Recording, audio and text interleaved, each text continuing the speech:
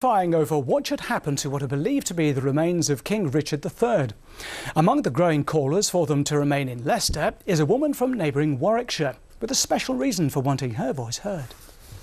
A residential street in Nuneaton isn't where you'd expect to find a royal residence, but you never know who's living just up the road.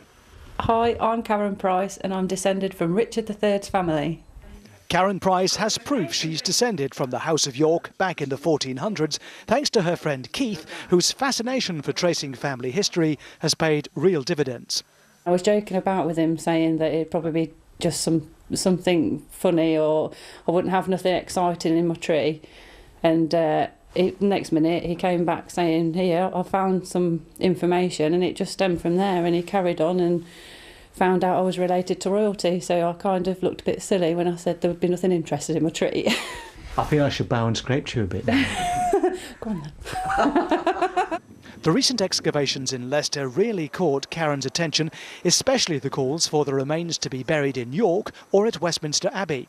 I just think he should stay where he is, really. I don't think he should be moved. Obviously moved from where he's buried because he's under a car park, which isn't the nicest place to stay.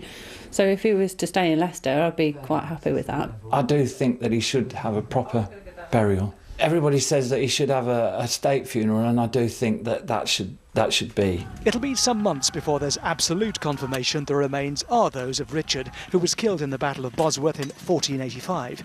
If it is him, Karen and no doubt many other descendants will push hard for him to remain in the county where he's lain for more than 500 years. The Red Arrows took to the skies above the Great North Run in Newcastle upon Tyne. The team have just announced their new lineup for the 2013 season. They'll take on 3 new pilots. Emma Egging, the widow of the pilot John Egging from Rutland, ran in memory of her husband. He died during the Bournemouth Air Festival last year. He had this way of, when he was wearing his red suit, of making people see that anybody can achieve their dreams, and if they only kind of, made sure that they drive and that they do what they want to do. On to sport now. The Down Syndrome World Gymnastics Championships were held in Leicester today. The event is the first step on the way to next year's National Special Olympics.